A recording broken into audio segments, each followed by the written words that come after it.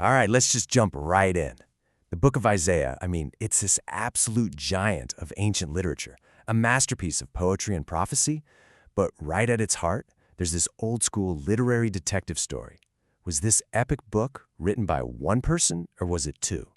And this, right here, is the core of the whole puzzle.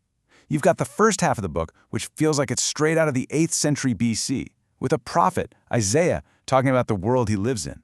But then, whoosh, the second half suddenly catapults us 200 years into the future, describing a world that wouldn't even exist for generations. So what's going on here? How is that even possible? Well, we're going to investigate the evidence. Okay, so first up, let's hear from what we'll call the prosecution. This is the side that supports the Deutero-Isaiah theory. That means a second Isaiah. And they argue that the huge shift we see in the book, well, it's just too big to be the work of one single person. They've got two main pieces of evidence they bring to the table. Now, this is probably the biggest, most powerful argument for there being two authors. It's all about the historical setting. In those first chapters, 1 through 39, the main power is Assyria, and the message is basically a harsh warning about a future exile. But then you hit chapter 40, and it's like you've changed the channel completely. Suddenly, the people are already in exile. The big bad on the world stage is Babylon, and the whole message is one of comfort. For someone listening in the 8th century, that second part would have made absolutely no sense. All right, the second piece of evidence all comes down to the language itself. Scholars have literally made these long lists of words and phrases that you see all the time in the second half of the book. But they're either super rare or just not there at all in the first half.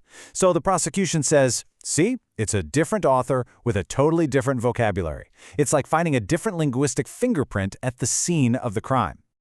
But hold on, that is only one side of the story.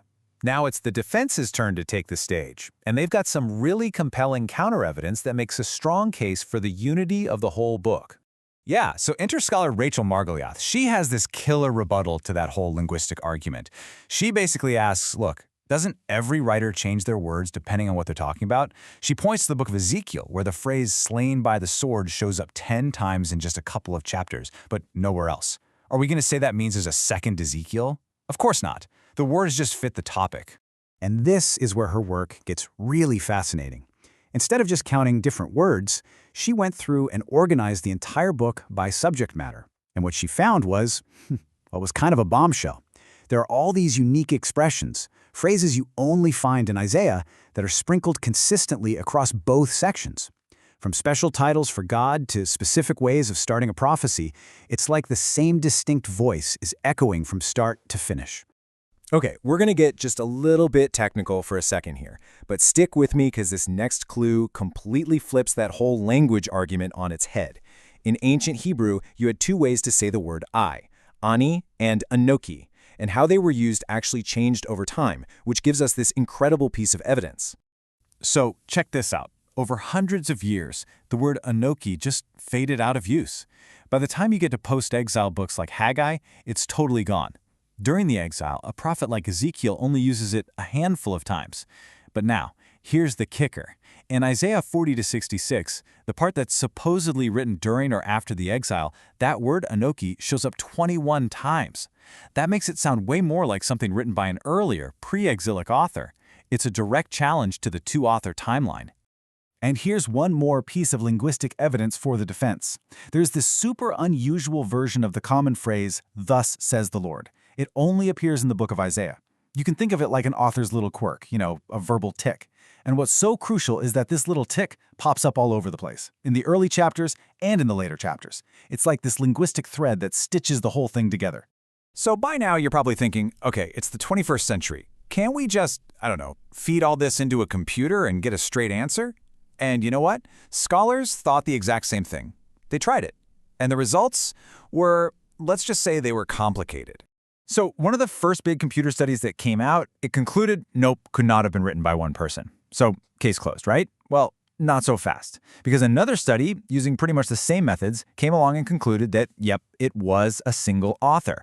Then a third study agreed it wasn't a single author, but it drew completely different lines in the sand than the first study did. So the computers, it turns out, were just as confused as the humans. And this really gets to the fundamental problem, right? Technology can only do so much, because how can you possibly program an algorithm for the wild, unpredictable, and amazing range of human creativity? I mean, just think about how much your own writing style has changed over the last 10 or 20 years. We just don't have a good baseline for how much an ancient author's style could have evolved over a lifetime. Okay, so after all of that evidence, all this back and forth between the prosecution and the defense, where does that leave us? What's the final verdict in this whole case? You know, when you put all the theories aside for a second and just look at the hard physical evidence, one fact just screams out at you. In every single one of the oldest copies of the book we have, and that includes the famous Great Isaiah Scroll from the Dead Sea, every last one of them presents Isaiah as one single continuous book. There is zero ancient manuscript evidence that ever treated it as two separate things. Zero. So in the end, neither side can really land that knockout punch. The evidence just isn't conclusive. But what this whole debate does, and it does it brilliantly, is it shows us just how incredibly deep and complex this book is. It makes us lean in, you know? It forces us to appreciate all the little nuances of its history, its language, and its structure. And all this leaves us with some much bigger questions to chew on, doesn't it? Like, how much can any writer's or artist's style really change over a lifetime? And maybe more importantly, does the power of a book like this, its ability to move us, really depend on knowing for sure who held the pen? It's a mystery that is just as fascinating today as it ever was, and maybe, just maybe, it's a mystery we're not meant to solve.